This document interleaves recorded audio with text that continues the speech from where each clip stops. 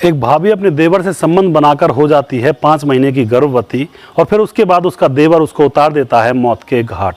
आखिर ऐसा क्या हुआ था? इस घटना की पूरी सच्चाई जानने के लिए आप हमारे वीडियो को अंत तक जरूर देखिएगा। नमस्कार, मैं हूं सुदेश कुमार और तिरछी बात परवल चैनल में आपका स्वागत है। दोस्तों, यह घटना है उत्तराखंड के पिथौरागढ़ की।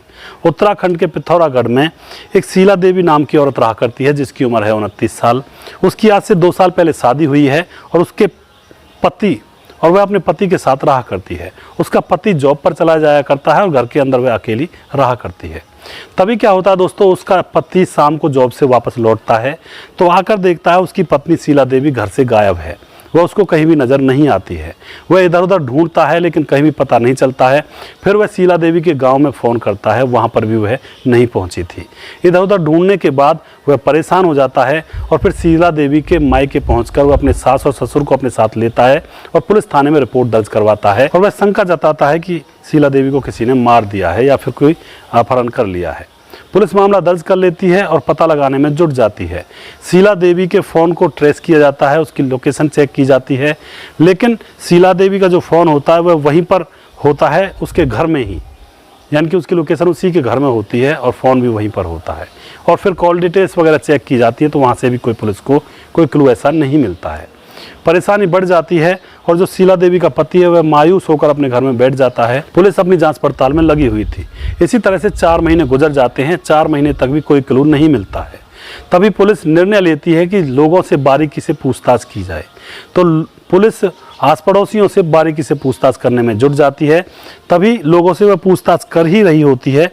तभी जो शीला देवी होती है उसका देवर भोला, उससे भी पूछताछ की जाती है। तो भोला कुछ सवालों के जवाब हड़बड़ाई आवाज़ में दे रहा था। पुलिस को उसके ऊपर शक हो जाता है। सख्ती से उससे पूछताछ करी जाती है तो भोला टूट जाता है और भोला टूटने के बाद बताता है कि मैंने ही अपनी भाभी का मर्डर किया है। उसको मार करके अल्मोड़ा की ऊंची पहाड़ियों से खाई में फेंक दिया है। दोस्तों, उसके बाद पुलिस पूछती है कि आखिर तुमने क्या किया था?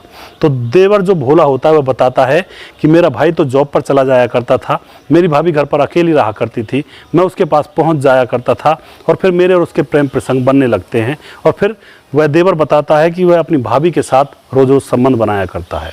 संबंध बनाते बनाते कुछ दिन गुजर जाते हैं तो उसकी भाभी उससे कहती है कि वह उसके बच्चे की माँ बनने वाली है, 5 महीने के गर्भ से है। और जो भोला होता है वह कहता है कि भाभी मैं दवाई लेकर आता हूँ, इस बच्चे को गिरा दो। लेकिन उसकी भाभी जो शीला देवी होती है वह कहती है नहीं, मैं इस बच्चे को नहीं गिराऊंगी, यह बच्चा तुम्हारा है और मैं अब तुम्ही से शादी करूंगी, तुम्हारे भाई को मैं छोड़ दूंगी। और आज शाम को मैं तुम्हारे भाई को बताने वाली हूँ कि मैं उसके साथ नहीं रहूंगी, मैं तो तुम्हारे साथ रहूंगी। इस बात को सुनकर भोला के पाँव के नीचे से ज़मीन निकल जाती है और वह परेशान हो जाता है कि यह भेद खोलेगा तो क्या होगा।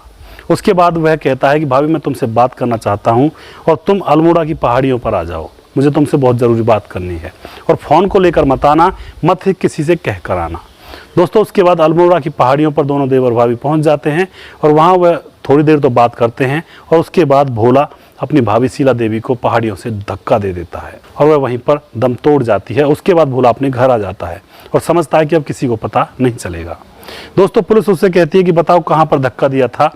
वह पुलिस को पहाड़ियों के पास लेकर जाता है लेकिन वहाँ पर शीला देवी के कपड़े ही मिलते हैं, डेड बॉडी वहाँ पर नहीं मिलती है। हो सकता है जानवर उसे खा गए हों। पुलिस भोला के खिलाफ मामला दर्ज करती है और उसको जेल में भेज दिया जाता है। तो दोस्तों, आप क्या कहना चाहते हो? यहाँ पर वही बात निकली कि अवैध संबंधों का जो अंजाम होता है बहुत ही खतरनाक होता है और यही इस घटना के अंदर हुआ। अवैध संबंध हो सकता है 2-4 साल सही चलते रहें, लेकिन अंततः ऐसा समय आता है जरूर जब ऐसी घटनाएं होती हैं अवैध संबंधों में। तो दोस्तों, अपनी पटरी से नीचे ना उतरें, अपनी पटरी पर चलें और अपने पार्टनर के साथ ईमानदारी से समय गुजारें।